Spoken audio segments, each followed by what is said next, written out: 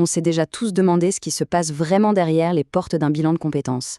Eh bien aujourd'hui, on va faire quelque chose d'un peu spécial. On va ouvrir la boîte à outils du consultant. On va regarder de près les techniques utilisées pour guider la réflexion. Et on va voir que ce n'est pas de la magie, non, loin de là, c'est une méthode, une vraie construction. Alors, première chose à comprendre, et c'est essentiel, il faut oublier l'idée d'une simple conversation, d'une discussion à bâton rompu. Chaque entretien est en fait un espace qui est pensé, qui est bâti, brique par brique, pour permettre une véritable exploration de soi. C'est pour ça qu'on parle de boîte à outils. Chaque question, chaque silence, chaque mot choisi par le consultant a un but bien précis. Ce sont des instruments. Leur rôle, ce n'est pas de donner des réponses toutes faites, mais bien d'aider la personne à trouver les siennes. Allez, voyons comment ça marche en pratique. Le tout premier outil, la base, la fondation sur laquelle tout le reste va reposer, c'est le cadre lui-même. Avant même d'échanger le premier mot, l'essentiel, c'est de poser un cadre sécurisant, confidentiel, pour que la parole puisse vraiment se libérer. Et attention, ces paramètres-là ne sont pas juste des détails logistiques. Bien sûr, il y a la durée et la fréquence.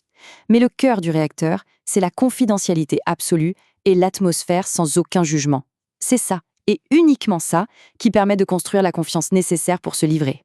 Bon, une fois que ce cadre sécurisant est bien en place, on peut sortir l'outil le plus puissant de la boîte, l'écoute. Mais pas n'importe laquelle, l'écoute active. C'est la pierre angulaire de tout l'édifice et ça va bien au-delà du simple fait d'entendre des mots. L'image qui fonctionne le mieux pour ça, c'est celle de l'iceberg. Ce qui est dit, les mots, c'est juste la petite pointe visible, hors de l'eau. L'écoute active, elle, s'intéresse à tout ce qui est immergé, les émotions qu'on devine, le langage du corps, les petites histoires qui reviennent tout le temps, et même les silences. Ces silences qui sont souvent des moments de réflexion hyper précieux. D'accord, mais à quoi ça sert concrètement une écoute pareille ? Eh bien, ça change tout. Parce que pour la première fois peut-être, on se sent vraiment entendu, vraiment compris.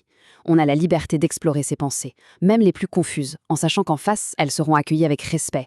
Et c'est souvent de là que jaillissent les plus grandes prises de conscience. Allez, on continue de remplir notre boîte. Après l'écoute, on ajoute les questions.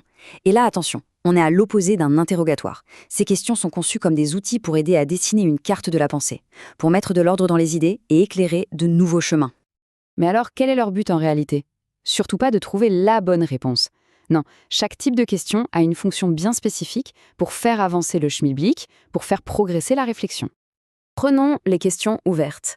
Celles-là, ce sont de véritables invitations au voyage. Elles ouvrent un champ d'exploration immense et laissent la personne guider elle-même la conversation vers ce qui compte vraiment pour elle. Ensuite, il y a les questions d'impact. Celle-ci, c'est un peu comme si on sortait une balance pour peser les choses. Elles aident à clarifier ce qui est une priorité absolue de ce qui est juste nice to have, comme on dit. Ah, celles-ci sont particulièrement puissantes.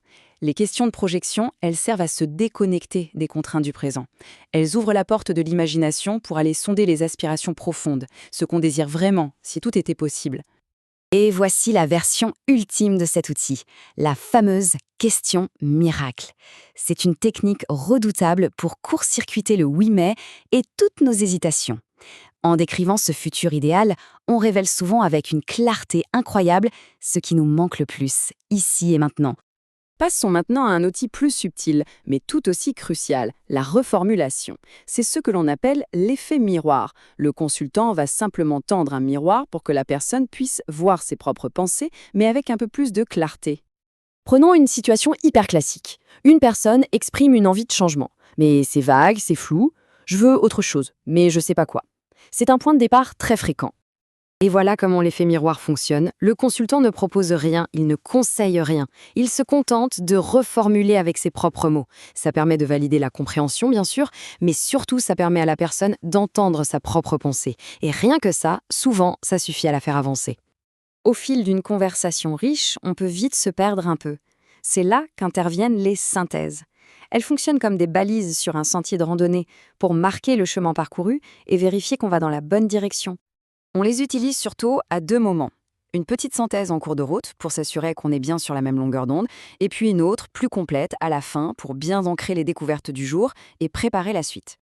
Bon, maintenant qu'on a bien exploré la boîte à outils du consultant, il faut qu'on parle de quelque chose d'absolument essentiel. Dans tout ce processus, la personne accompagnée n'est pas un passager passif. Au contraire, comprendre ces outils, c'est pouvoir devenir un véritable partenaire. Et pour ça, il y a des droits fondamentaux qui garantissent que la personne garde toujours le contrôle. Le droit de dire stop, de ne pas répondre à une question, de demander une pause ou même d'être en désaccord. C'est ce qui assure que le processus reste à son service et jamais l'inverse. Ce tableau, il résume parfaitement cette dynamique de partenariat. Le consultant, il guide, il structure, il propose. Mais la personne accompagnée, elle exprime, elle explore, et surtout, c'est elle qui reste le décideur final. C'est elle qui tient le volant. C'est vraiment la philosophie au cœur de toute la démarche. Il ne s'agit pas de recevoir des conseils magiques. Le but, c'est de créer les conditions idéales pour que la personne puisse trouver ses propres réponses, celles qui viennent de l'intérieur, celles qui sont vraiment justes pour elle. Et on va finir là-dessus, sur cette petite pensée.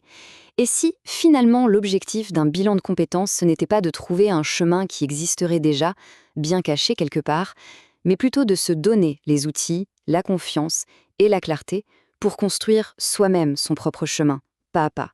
C'est une idée qui mérite qu'on y réfléchisse, non ?